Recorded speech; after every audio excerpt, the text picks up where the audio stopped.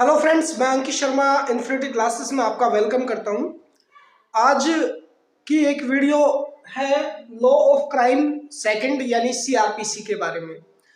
तो इसमें जो क्वेश्चन मैं आपके सामने लेकर आया हूं वो क्वेश्चन है इंक्वायरी और अन्वेषण, यानी कि जांच और अन्वेषण में अंतर क्या है। ठीक है, तो इन अंतरों को मैं आपके सामने बताने जा रहा हूं।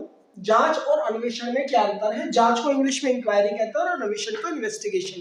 एक्चुअली ये क्वेश्चन है 2021 के पेपर में आया था ये लॉन्ग में, तो ये जानना आपके लिए बेहद जरूरी इंपॉर्टेंट क्वेश्चन भी है।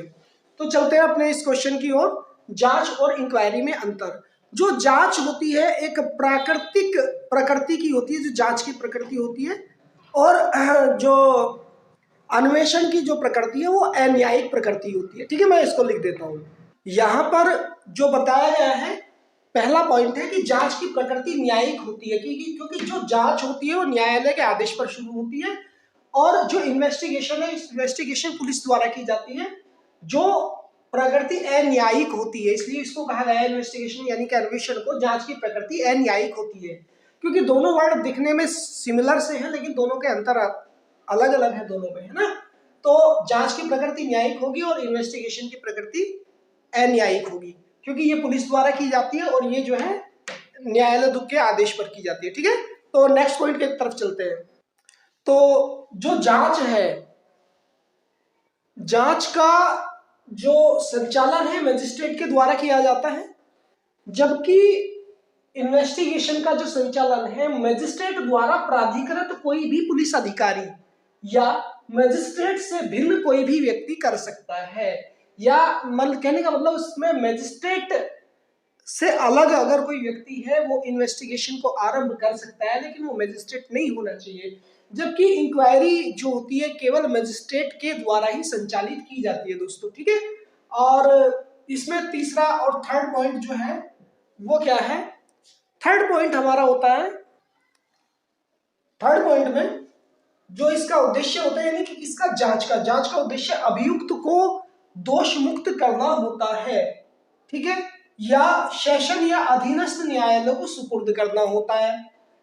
ठीक है, या जो व्यक्तिगत बंधन पत्र है या प्रतिभूति लेना या भरण पोषण की कार्यवाही करना होता है। इसका उद्देश्य कहने का मतलब जो भी न्यायालय है, न्यायालय के माध्यम से कोई व्यक्ति है जो दोषी है उसको दोष मुक्त करना होता है, या जमानत पर छोड़ देना, या बंधन पत्र पर हस्ताक्षर करा के उसको छोड़ देना होता है, या भरण पोषण से संबंधित जो भी रिलेटेड कार्यवाही होती है वो सारा करना जो है जांच का उद्देश्य होता है, जो मजिस्ट्रेट के द्वारा की जाती है। क्योंकि ठीक है, और जो इन्वेस्टिगेशन होता है, इन्वेस्टिगेशन का तो मतलब यही होता है कि सजा दिलाने के लिए या उसको दोष मुक्त करने के लिए साक्ष्यों को इकट्ठा करना होता है, जो पुलिस अधिकारियों के द्वारा किया जाता है। ठीक है, इन्वेस्टिगेशन ये समझ में आया।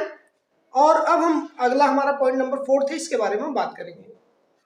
इसमें बताया गया है कि जो जांच होती है केवल इसलिए की जाती है कि क्या अपराधी के खिलाफ कोई मामला बनता है या नहीं बनता है, यानी कि जो प्रथम दृष्टया या एफआईआर पुलिस द्वारा प्रेषित की गई है न्यायालय में, उसके अकॉर्डिंगली उस अभियुक्त के ऊपर कोई मामला है तो कार्यवाही की जाए, अगर मामला नहीं है तो उसको दोषमुक्त किया जाए। तो ये जांच के अंदर में आ जाता है।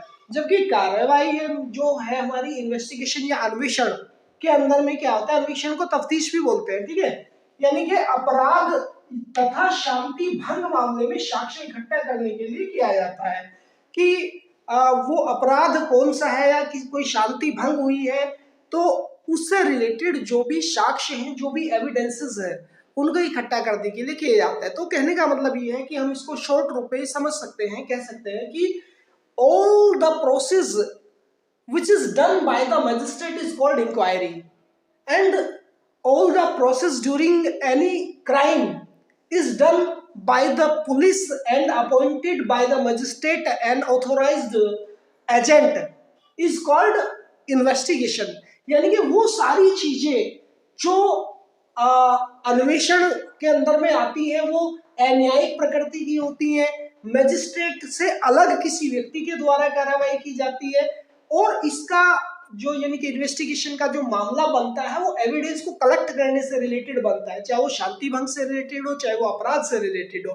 देन इंक्वायरी में जो होता है, इंक्वायरी यानी कि all the act is done by the magistrate, यानी कि न्यायिक प्रकृति का होता है, ठीक है, और मजिस्ट्रेट के द्वारा ही इसका संचालन किया जाएगा। देन इसका मतलब जो है, जो अभियुक्त होता है उसको दोष मुक्त करना होता है। और दूसरा मतलब ये होता है कि जो कार्यवाही है वो ये इसलिए की जाती है, जो जांच की जाती है इसलिए की जाती है कि ये देखने के लिए कि जो अभियुक्त है उसके खिलाफ वास्तव में कोई ऐसा मैटर या कोई मामला बनता है कि नहीं बनता है। तो ये था हमारा जांच और अन्वेषण में अंतर। वेरी इंपॉर्टेंट क्वेश्चन है, इस क्वेश्चन को आप बेहद ध्यानपूर्वक एक बार स्टडी कर लेना, इंपॉर्टेंट क्वेश्चन है, पेपर में आने के पूरे चांसेस है। तो ये लेक्चर कैसा लगा आपको? अच्छा लगे तो लाइक और कमेंट में हमें बताना जरूर। और मैं अंकित शर्मा तब तक के लिए विदा लेता हूँ। नमस्कार, जय हिंद, जय भारत, बाय।